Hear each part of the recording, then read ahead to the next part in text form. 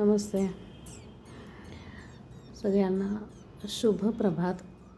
हे बघा, आजचा दुसरा दिवस आहे. काल आमच्याकडे हे पिल्लू आलं होतं. मी काल पोस्ट केले होते, रील पाठवले होते यूट्यूबवरती. आणि ह्या पिल्लाच्याकडे आजच्या दुसऱ्या दिवशी आज आम्ही त्याला सकाळी खायला घालून की नाही बाहेर बसवलेलं आहे. त्याची आई वरनं बघत आहे माझं पिल्लू सुखरूप आहे की नाही.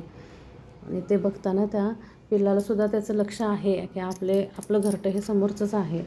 आपल्या समोरच आपले आईबाबा राहतात, भावंडं राहतात आणि आपण त्यांच्यापर्यंत जाऊ शकत नाही. पण आम्ही सारखं त्यांना बघत असतो की नाही सकाळी उठल्यापासून, म्हणजे इतके दिवस झाले त्यामुळे त्या पक्ष्यांना पण आमची सवय झाली होती, आम्हाला पण त्यांची सवय झाली होती. त्या विश्वासाखातर बहुतेक हे पिल्लू शांत बसलेलं आहे.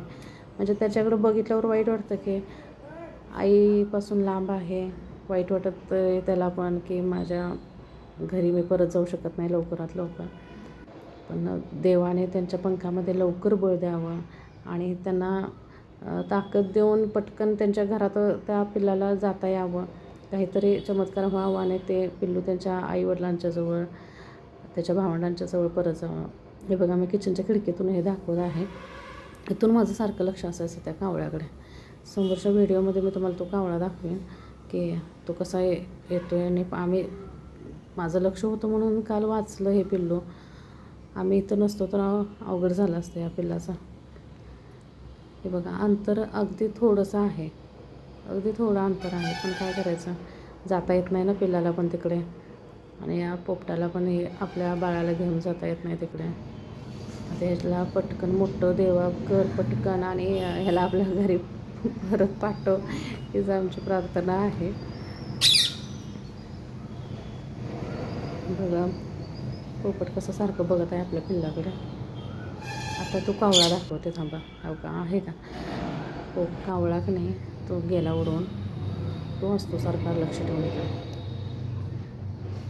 त्याच्यापासून रक्षण करावं त्याच्या आईनं. आणि शक्य तेवढा आम्ही पण प्रयत्न करतो की तो कावळा येऊ नये इथं.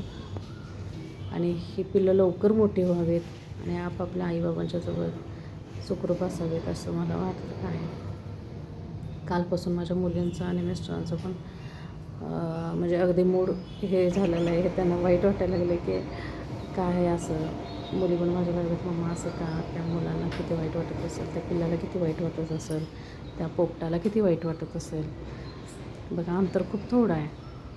लवकरात लवकर हे पिल्लू त्याच्या आई बाबांच्या जवळ जावावं ती मी प्रार्थना करते. तुम्ही पण प्रार्थना करा. आणि ह्याच्यामध्ये जर मला काही सजेस्ट करावं वाटत असेल तरी मला नक्की सांगा, मला नक्की मार्गदर्शन करा ह्यासाठी, की जेणेकरून ही सगळी एकत्र त्यांचं कुटुंब राहील.